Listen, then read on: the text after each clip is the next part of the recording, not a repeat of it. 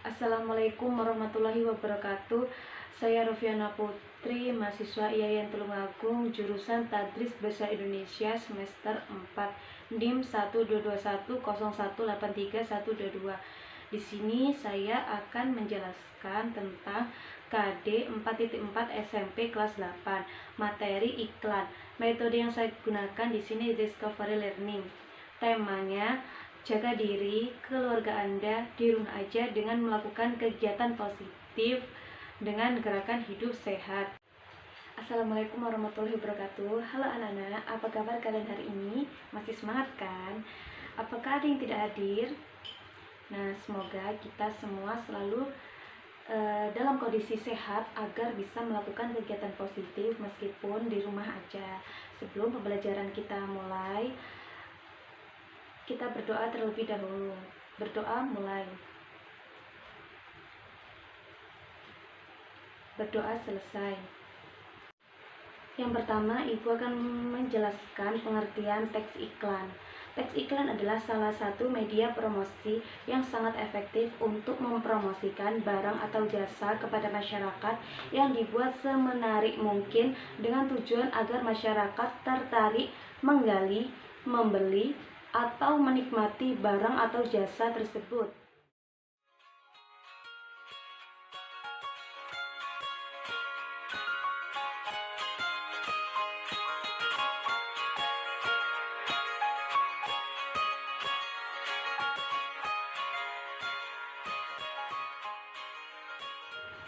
Iklan dapat disampaikan melalui media cetak, koran, majalah, dan lain-lain, maupun elektronik, radio, internet, televisi, dan lain-lain.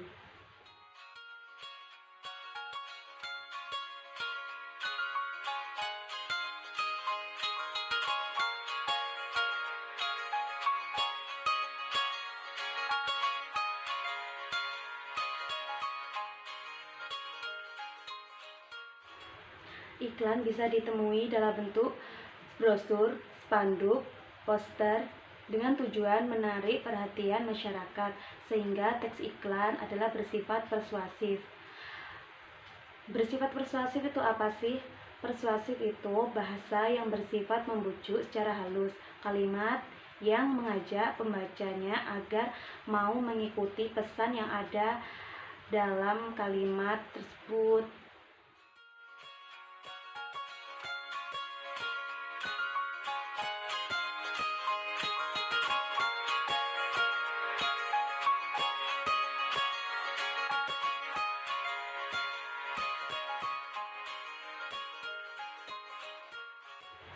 Nah, perlu digarisbawahi bahwa iklan tidak selamanya mengenai hal komersil. Bisa juga berisi tentang layanan masyarakat yang dibuat oleh instansi pemerintah atau swasta untuk mendukung program yang dilaksanakan seperti saat ini, himbauan tentang peraturan COVID-19 yang contohnya di rumah aja. Dan tema kita hari ini adalah jaga diri keluarga Anda dengan di rumah aja melakukan kegiatan positif dengan gerakan hidup sehat.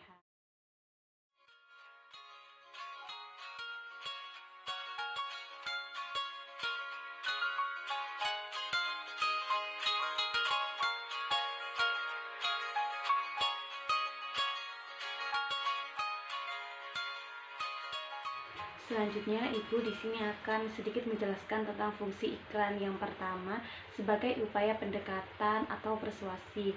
Yang kedua, sebagai informasi. Yang ketiga, sebagai pengingat.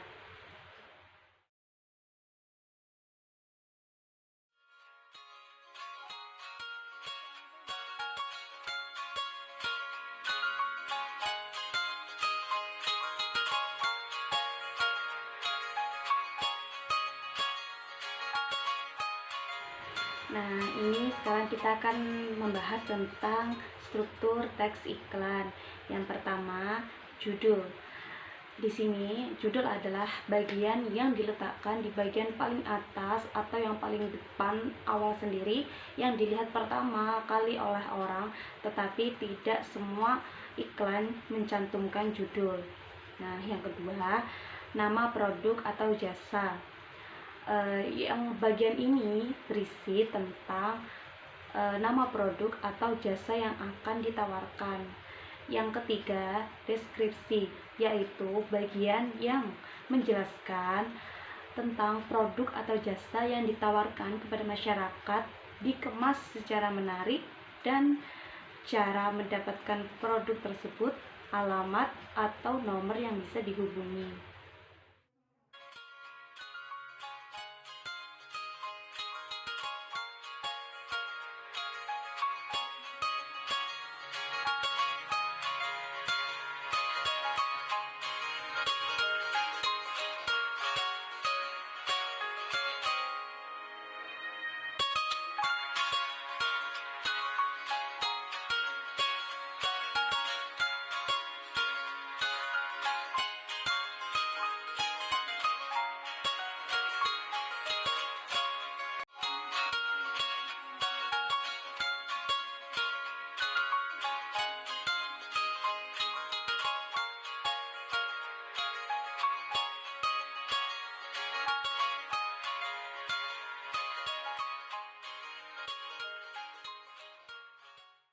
Selanjutnya, materi kaidah kebahasaan iklan.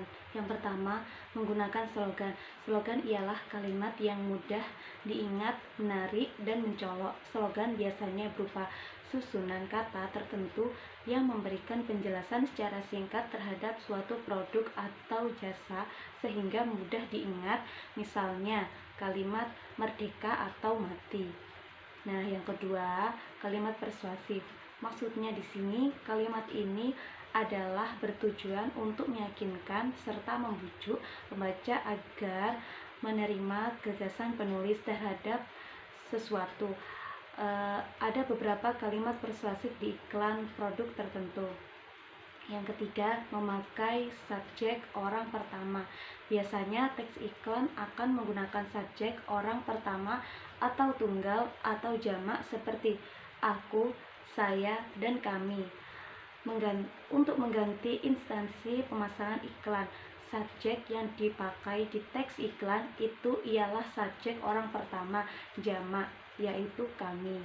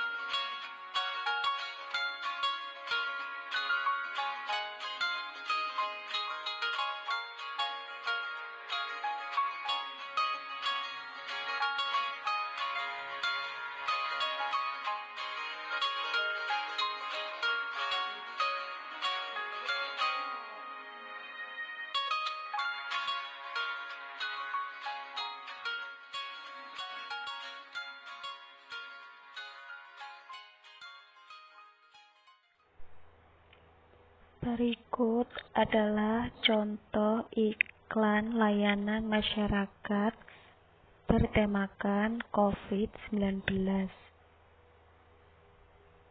Berikut ragam kegiatan positif yang bisa dilakukan selama masa social distance. Pertama adalah memasak. Selama bekerja atau sekolah, mungkin kita jarang ke dapur untuk memasak.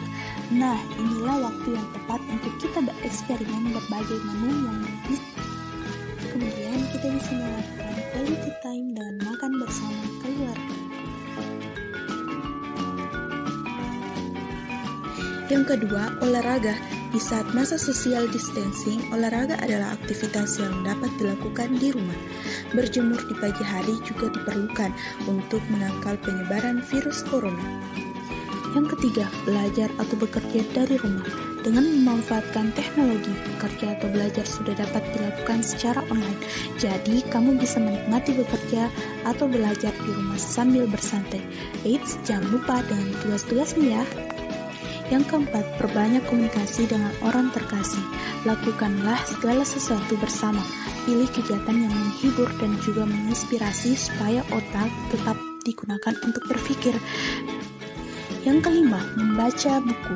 Kita mungkin punya buku yang sudah lama dibeli, tapi sampai sekarang masih belum dibaca.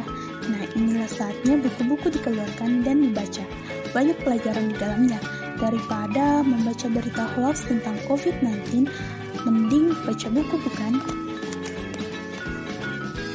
Nah, itulah beberapa ragam aktivitas positif yang dapat dilakukan di rumah selama masa social distancing. Yuk hindari virus corona dengan hidup yang lebih sehat, produktif, dan menyenangkan, meskipun hanya di rumah.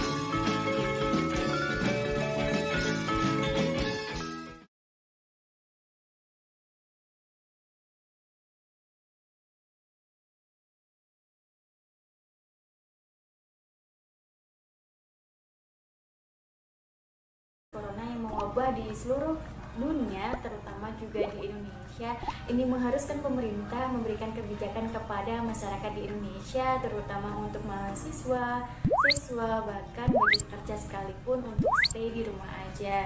Nah, tentu kebijakan ini bukan suatu hal yang mudah karena memang diharuskan warga atau masyarakat di Indonesia ini agar di rumah saja, baik melakukan aktivitas untuk belajar dari rumah maupun bekerja dari rumah. Nah, tentu tujuan daripada karantina mandiri atau isolasi mandiri ini yang dilakukan di rumah aja adalah sebagai salah satu bentuk social distancing, mengurangi atau menekan angka virus corona menyebar di masyarakat. Nah, saat ini kita memasuki pekan ketiga, artinya kurang lebih kita sudah menjalani 14 hari di rumah aja melakukan segala aktivitas di rumah. Nah, saya mengamati bahwasanya masyarakat Indonesia ini, mahasiswa, siswa, bahkan pekerja sekalipun sudah merasa bosan di rumah aja. Dan bahkan bagi yang mereka merantau ini ada gejala-gejala mental, misalnya merasa tidak aman, merasa cemas, merasa bingung, merasa tidak aman dan tidak nyaman seperti itu. Karena memang kebijakan pemerintah sampai sekarang ini itu terus diperbaharui, yakni terutama untuk keputusan atau kebijakan terkait dengan mudik. Nah, hal inilah yang kemudian memberikan perasaan was-was kepada masyarakat, terutama yang mereka yang memang jauh dari orang tua, bekerja di luar daerah atau di memang daerah zona-zona merah yang terkena virus corona. Nah, sehubungan dengan itu ada beberapa tips nih. Yang pertama, aktivitas yang bisa kamu lakukan atau dapatkan ketika di rumah aja, misalnya membaca buku yang sudah lama menganggur. Nah, biasanya nih kebanyakan orang hobi membeli buku. Nah, ketika membeli buku karena waktu tidak ada atau belum sempat membacanya, otomatis buku-buku ini hanya terpampang nyata atau tertata rapi di lemari dan tertumpuk di atas buku misalnya. Nah, ini kesempatan yang sangat baik buat kita semua untuk mencoba mengulik kembali, melihat kembali buku-buku mana saja yang kira-kira dapat kita manfaatkan, kita baca di saat waktu-waktu luang, supaya kebosanan itu menjadi sebuah kebiasaan yang bermanfaat dan bisa mendayagunakan kepribadian kita menjadi lebih baik lagi. Nah, hal kedua yang bisa kita dapatkan di saat wabah corona menyerang karena kita di rumah aja adalah yakni me time atau memaksimalkan perawatan diri di rumah aja. Nah, bayangkan saja selama kita di rumah aja, tentu kita tidak boleh nih keluar rumah tanpa menggunakan masker. Kemudian banyak sekali di antara kita tentu hanya di rumah saja. Artinya kita terhindar yang namanya polusi-polusi udara di luar, debu-debu jahat yang bisa menempel di kulit kita, atau bahkan sinar matahari yang membuat kulit kita gelap. Nah, ini kesempatan yang baik buat teman-teman semua melakukan aktivitas-aktivitas positif, misalnya skincare, apapun, entah alami atau perawatan dari dokter misalnya. Nah, selain itu bisa dengan meditasi, olahraga, kemudian makan makanan yang bergizi adalah salah satu cara positif untuk membuat diri kita lebih fresh dari biasanya. Hal ketiga yang bisa kita dapatkan atau kita lakukan adalah memasak. Nah, mumpung waktu kita banyak sekali di rumah dan sedangkan biasanya untuk berkumpul keluarga kita juga sangat minim sekali. Nah, oleh karena itu kita bisa mencoba nih aktivitas-aktivitas baru dengan mencoba keterampilan memasak. Jangan lupa bahwa keterampilan memasak tidak hanya dibutuhkan bagi perempuan saja, tetapi juga laki-laki loh. Karena apa? Biasanya memasak ini adalah salah satu investasi masa depan. Jadi kita bisa membahagiakan pasangan dengan cara memasak aneka kreasi makanan, buah-buahan, atau jajanan yang bisa kita cemil-cemil bersama. Jadi jangan lupa, mumpung kita masih diberi kesempatan di rumah aja, maksimalkan waktu untuk belajar memasak. Siapa tahu kedepannya bisa menjadi sarana investasi kita, baik untuk membuka usaha atau untuk membahagiakan pasangan tentunya. Dan ingat ya bahwa memasak ini adalah suatu hal yang positif, jadi teman-teman tidak perlu lagi nih yang namanya keluar rumah untuk membeli makanan dan bahkan bingung untuk membelinya di mana. Cukup 1 minggu pergi ke pasar untuk membeli bahan-bahan makanan yang digunakan 1 minggu. Nah setelahnya kalian bisa berkreasi dengan sesuka kalian tanpa ada batasan. Yang keempat, hal yang bisa kita manfaatkan ketika kita di rumah aja di saat waktu luang seperti ini ialah belajar meningkatkan kemampuan bahasa asing. Jangan lupa kawan bahwa bahasa asing, misalnya bahasa Inggris adalah bahasa internasional. Ini bahasa yang digunakan seluruh negara ketika misalnya berrelasi ataupun dalam segala kondisi. Itu adalah bahasa utama atau bahasa ibu ya, seperti itu. Bahasa Inggris. Nah ini memberikan kesempatan kepada kita untuk pertama bisa melanjutkan pendidikan di tingkat yang lebih tinggi, misalnya S2 atau S3 melalui jalur beasiswa tentunya. Kemudian yang kedua, kita akan merasakan informasi-informasi yang kita dapatkan melalui bacaan-bacaan yang sifatnya bahasa asing, yakni bahasa Inggris. Dan tentu kita akan memudahkan kita untuk mempelajari segala hal yang ada di berbagai wilayah di seluruh dunia. Dan yang ketiga, memudahkan kita untuk berelasi tentu di tingkat kancah internasional.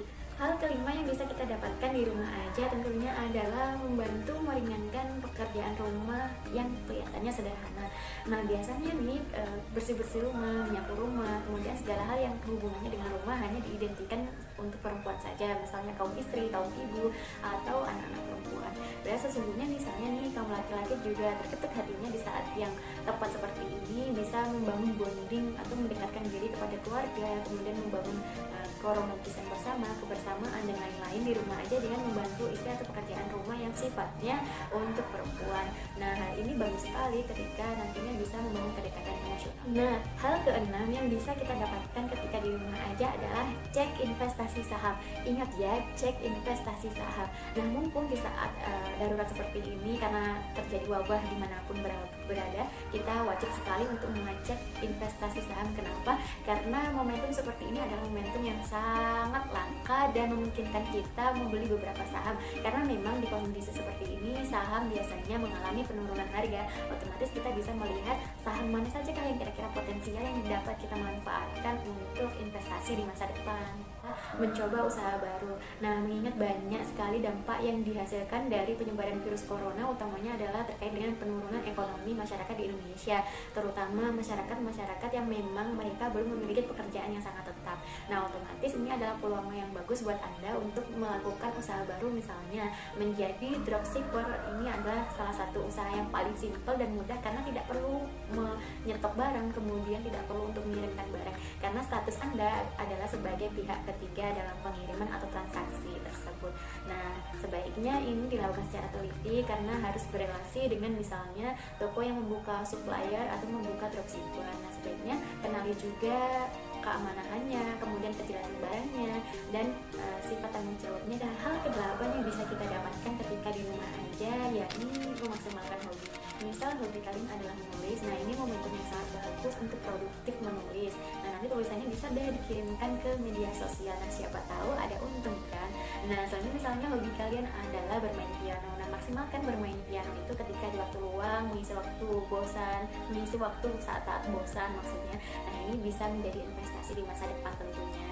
Nah misal hobi-hobi teman-teman lainnya membuat konten YouTube, wow itu bagus sekali, nanti Anda bisa mengumpulkan pundi-pundi uang dari YouTube itu sendiri. Intinya maksimalkan kebiasaan kalian atau hobi kalian selama di rumah aja untuk mengurangi sebuah kejenuhan supaya menjadi sebuah bermanfaatan dan tentunya berdaya guna untuk diri kita dan banyak orang.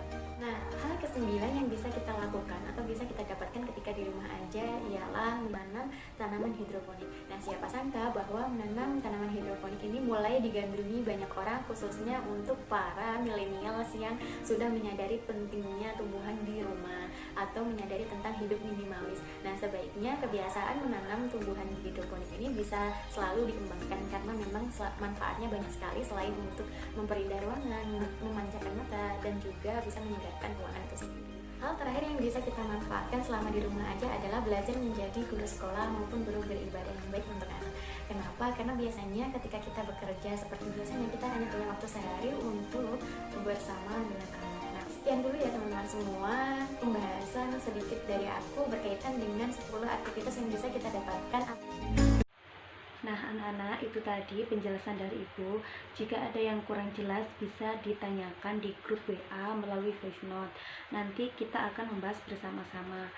Sekarang Ibu akan memberikan tugas kepada kalian, hanya satu tugasnya, yaitu buatlah video kreasi iklan sesuai tema kita hari ini berdasarkan struktur iklan yang tadi Ibu sudah bahas. Dan minggu depan video kreasi iklan kalian bisa dikirimkan di grup WA. Nanti Ibu akan menilai serta kita akan membahas secara bersama-sama video kreasi iklan kalian. Nah, anak-anak, sekian untuk pembelajaran hari ini. Tetap di rumah aja dan dengan melakukan kegiatan positif. Semoga kita selalu diberikan kesehatan kepada Tuhan. Wassalamualaikum warahmatullahi wabarakatuh. Terima kasih telah menyaksikan video pembelajaran dari saya. Semoga bermanfaat. Kurang lebihnya mohon maaf. Wassalamualaikum warahmatullahi wabarakatuh. Bye.